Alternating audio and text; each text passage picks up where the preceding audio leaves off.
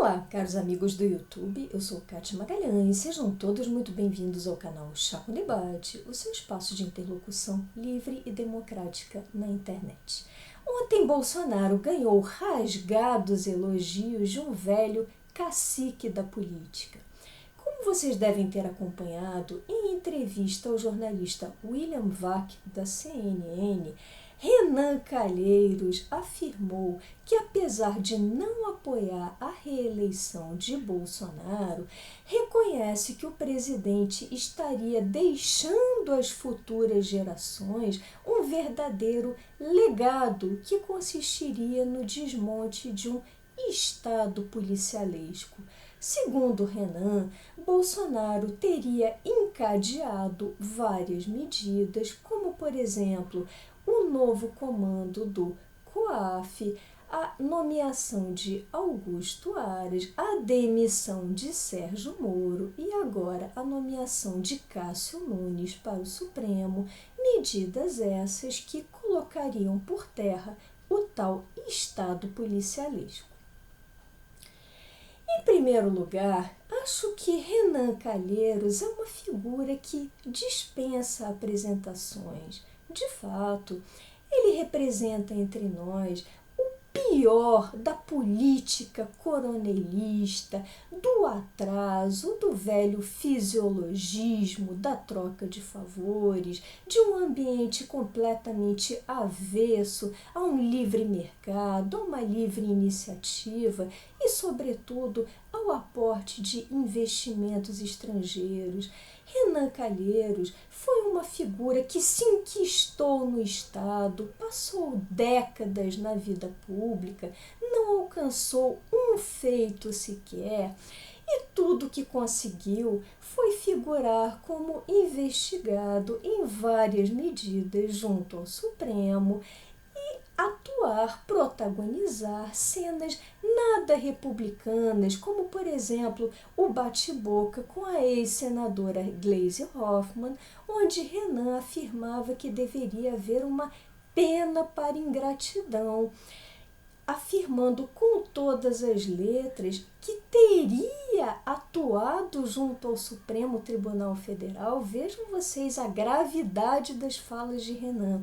Teria atuado junto ao Supremo para aliviar, entre aspas, a vida do marido da então senadora, o senhor Paulo Bernardo, que chegou a ser preso, como vocês bem devem lembrar, e foi solto graças a um habeas corpus de Dias Toffoli. Portanto, essa é uma descrição um tanto sumarizada da figura de Renan Calheiros, um cacique, representante de um Estado muito pobre, muito atrasado. Infelizmente, há alguns anos atrás, tive a ocasião de visitar a Turismo, uma comunidade belíssima situada no interior do estado das Alagoas, e tive a oportunidade de observar um pouco a miséria em que vivem aquelas pessoas, o completo analfabetismo, as condições de vida, de salubridade verdadeiramente perturbadoras, que você nem imagina que sejam comunidades vivendo em pleno século XXI, sem qualquer noção de cidadania, do que seja um município, do que esteja em jogo numa eleição. Pessoas que vivem mesmo do seu dia a dia em condições miseráveis. Infelizmente, são essas pessoas que levam figuras como Renan Calheiros ao poder. Voltando aos elogios, ao verdadeiro tributo concedido por Renan a Bolsonaro. Renan afirma que Bolsonaro vai deixar um legado ao desmontar um suposto Estado policialesco.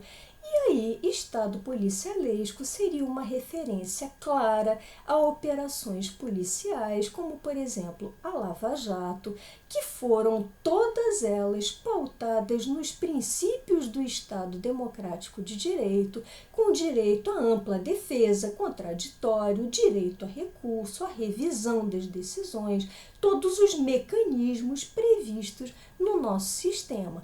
Mas ainda assim, Renan Calheiros se refere a essas operações como um verdadeiro estado policialesco.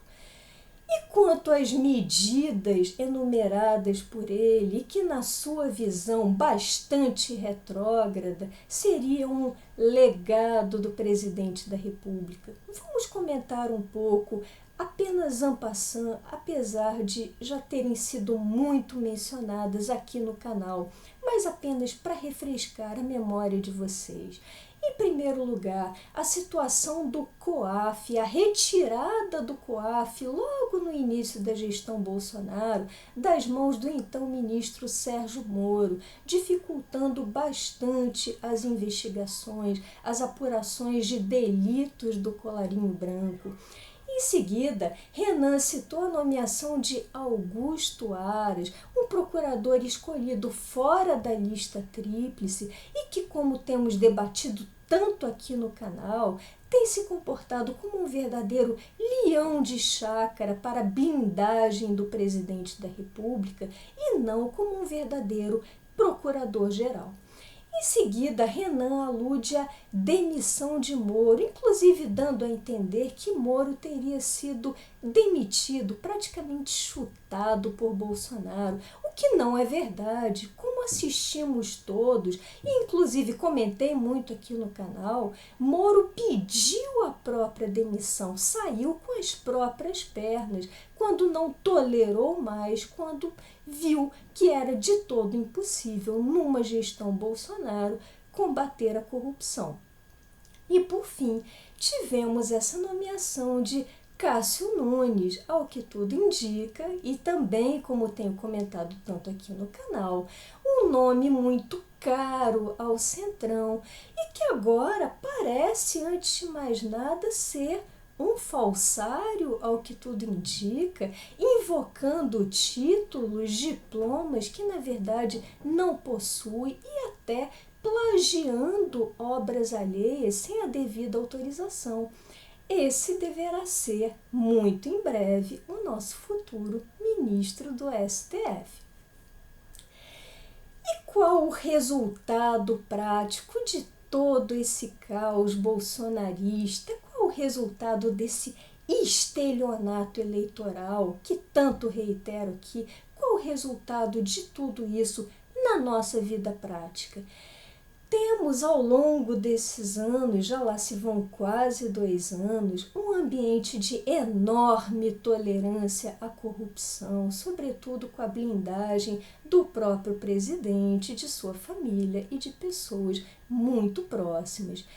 Temos uma economia em queda brusca, sem qualquer reforma liberalizante, sem qualquer das reformas estruturantes que Bolsonaro tanto havia prometido em campanha. E aqui torno a me insurgir: onde estão as privatizações? Onde está a reforma administrativa séria, já que ela foi redigida nas coxas, em tom muito pífio, poupando várias carreiras muito privilegiadas, poupando os servidores atuais? Onde está essa reforma séria? O que temos, na verdade, é uma economia em queda, milhões de desempregados e uma fuga desesperada de investidores, como li hoje em mais de um veículo de mídia. Temos uma gestão ambiental desastrosa que, além de comprometer biomas valiosíssimos do nosso país, tem contribuído para um enorme descrédito da nossa imagem no exterior.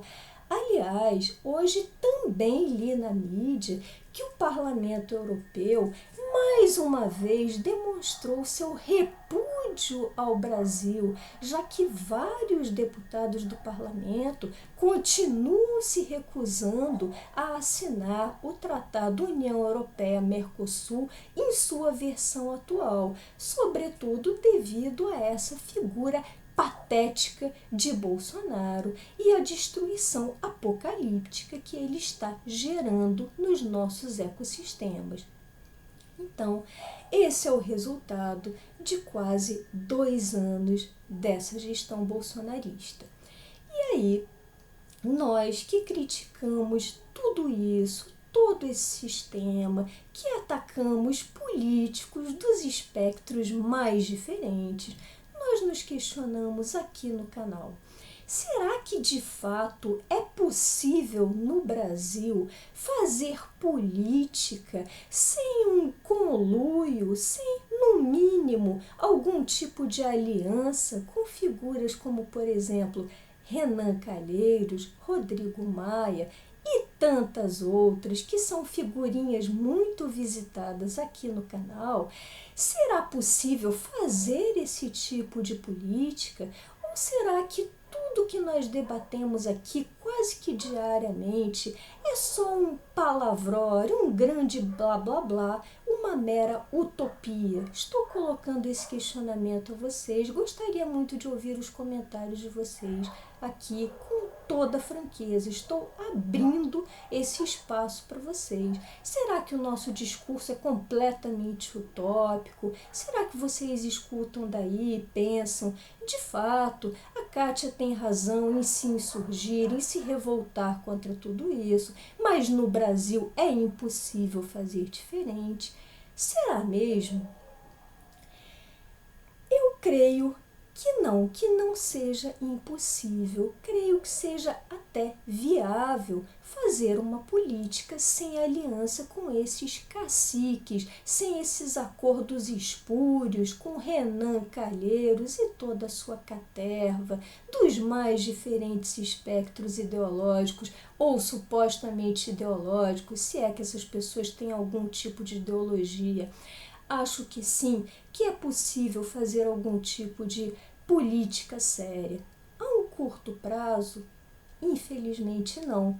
Creio que seja muito difícil. Acho que as mudanças, se acontecerem, virão lentamente, porque afinal a história caminha devagar e o Brasil ainda é muito dominado por vários bolsões de miséria, como esse ao qual me referi, bem no interior do estado de Renan Calheiros. Então temos esses bolsões de misérias, temos milhões de pessoas iletradas ou até analfabetas funcionais que não têm a menor noção da cidadania, da estrutura geopolítica do país e da necessidade de eleger bons representantes. Porém, acredito que possamos mudar essa realidade, possamos mudar aos poucos. E como? Começando a tornar a nossa sociedade civil mais forte, mais independente das migalhas estatais, se cada um de nós, sobretudo as camadas mais vulneráveis, tiver em mente que o Estado não é um provedor de benesses, mas apenas de serviços públicos bem essenciais e que a pessoa deve ganhar mesmo, deve viver do seu ganha-pão conseguido com o suor do seu próprio rosto, com o seu próprio empreendedorismo, a partir do dia em que cada cidadão de cada comunidade começar a nutrir essa consciência, aí acredito que as mudanças possam chegar. E aí vamos ter comunidades mais fortes a partir de cada município, de cada bairro, comunidades mais vigilantes do uso do dinheiro público, mais atentas, mais conscientes ao que todos os nossos representantes fazem com os vultosos recursos públicos. E para isso, às vésperas das municipais, eu peço muito a vocês, não desperdicem o seu voto, estudem o histórico de vida dos seus candidatos, estudem em detalhes os projetos oferecidos por eles. E se no seu município, por um acaso, você não vislumbrar para o cargo de prefeito, por exemplo, você não vislumbrar um bom possível gestor, ou para os cargos de vereador, você não vislumbrar pessoas que sejam capazes de controlar, de fiscalizar o prefeito, de fazer boas leis municipais, se vocês não verificarem, por um acaso, esses perfis no município de vocês, Por favor, não hesitem em anular o seu voto. Chega dessa cultura de menos pior, do bandido supostamente menos perigoso. Isso não existe. Bandido é bandido. Pessoas que não têm escrúpulo em desviar R$ 100, R$ 1.000, não terão escrúpulo em desviar R$ 1.000.000. Então, anulem esses pleitos eleitorais, até que sejam realizados novos pleitos, e aí com candidatos de melhor qualidade. Fortaleçam as suas representações nos seus bairros, nas suas localidades. Vamos pensar nisso. Essa é uma questão extremamente séria, porque se a gente não pensar e não dialogar a respeito, as figuras como Renan Calheiros e todos os outros continuarão desfrutando da preferência inequívoca do eleitorado. Então, vamos tentar fazer esse exercício de cidadania, que é importantíssimo. Bom, essas eram as reflexões que eu gostaria de compartilhar com vocês hoje. Se tiverem gostado desse vídeo, deixem seus likes, comentem. Por hoje me despeço e até o próximo Chá com Debate.